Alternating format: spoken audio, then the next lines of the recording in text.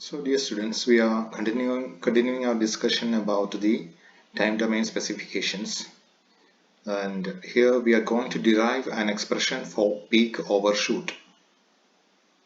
So as per the definition, the peak overshoot or the percentage of peak overshoot is given by percentage MP C of Tp minus C infinity divided by C infinity into 100, where C of Tp is the peak response at time t is equal to Tp, and C of infinity is equal to final steady state value.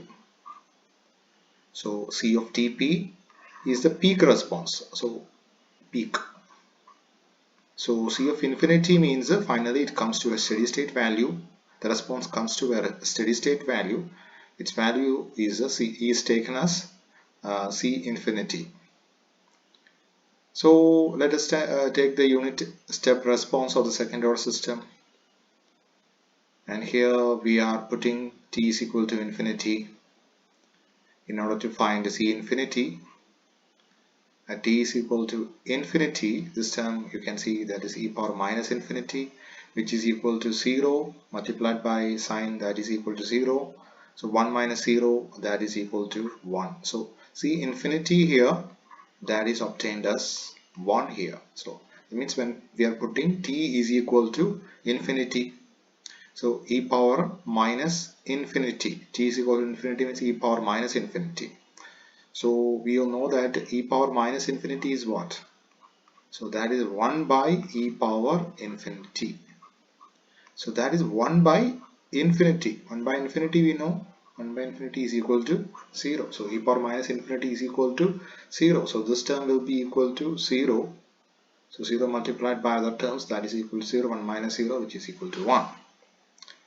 Now let us see what is C of Tp.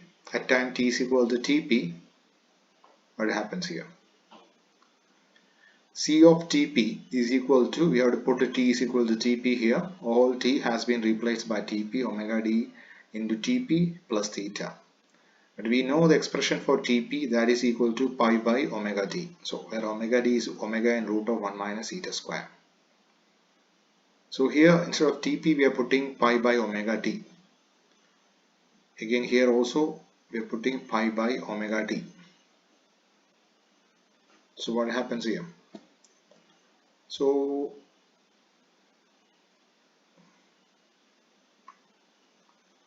we can see here this omega d and omega d will be get cancelled out. So this omega n, if we put a denominator omega n into root of 1 minus zeta square, this omega n will also get cancelled out. Okay, here you can see here omega n get cancelled out.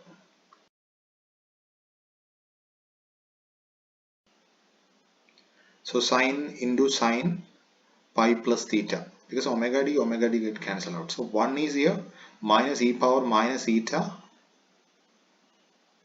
minus zeta pi by root of 1 minus eta square, because omega n get cancelled out. What here? Minus zeta pi by root of 1 minus eta square. The denominator has now changed, that is root of 1 minus eta square is in the denominator. Sin pi minus theta, pi plus theta. So sin pi plus theta is equal to minus sin theta. So this is equal to minus sin theta. So then minus sign here, and there is a minus sign here.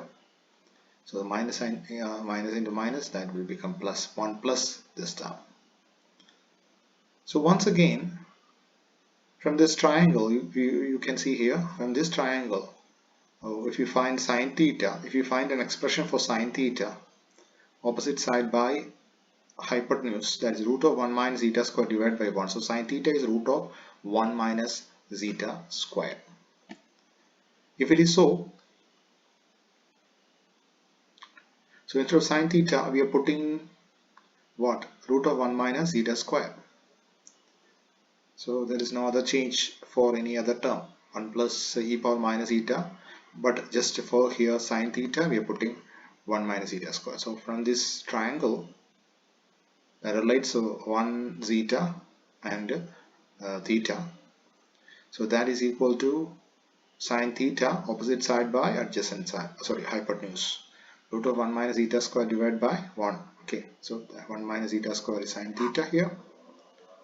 So there is a 1 minus eta square in the denominator, so these two terms will get cancelled out.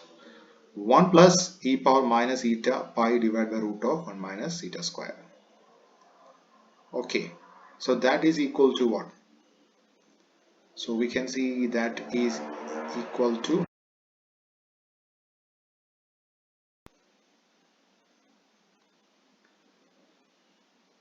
now let us take the expression for peak overshoot, CTP minus E infinity divided by C infinity. So we obtained an expression for CTP here.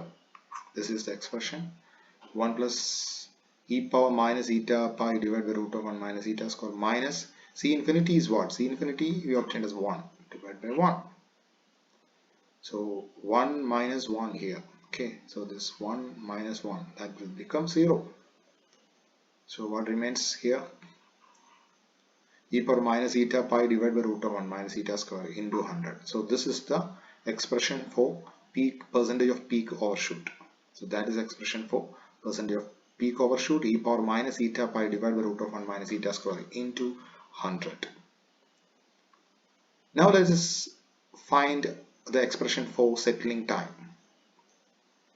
So settling time, so we can see we are considering again the response of the second order system. We know that it is having two terms. One is e power minus eta omega nt divided by root of 1 minus eta square, and another term is sine omega dt plus theta. So we have taken it from the general expression for the second order system, response of the second order system.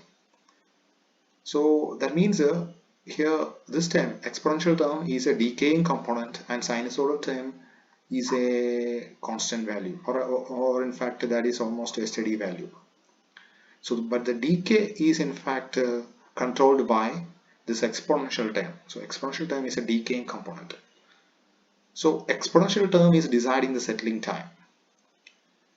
So here if we consider 2% of error or 2% tolerance band at time t is equal to ts, that means that at settling time, here we are considering the tolerance as 2% error we are considering. So when the response will be in the 2% error region, so that time is the settling time. So here we are considering that is in fact determined by the exponential component.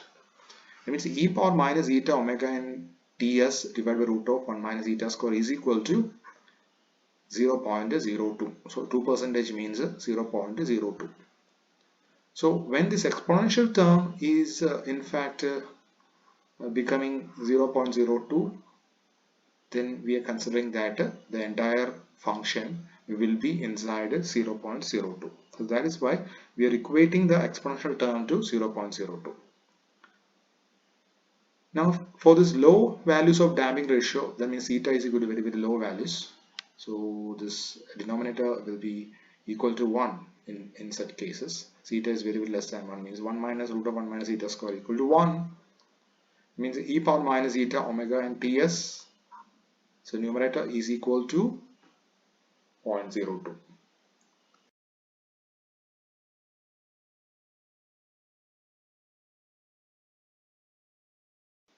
Then we can see that here with e power minus eta omega and ts equal to 0.02. So we have to find the value of ts. For that the exponential term is to be eliminated. So how to eliminate the exponential term? We have to take the natural logarithms on both sides. So when we are taking the natural logarithm here, that will be equal to e power minus eta. So that is minus eta omega and ts. So that means the natural logarithm of e raised to x will be equal to what? That is equal to x. So this term. So in the right hand side, natural logarithm of 0.02, that is obtained as almost equal to minus 4. So this t is equal to what? 4 by zeta omega n. So second order system, time constant t is given 1 by zeta omega n. T is given 1 by zeta omega n.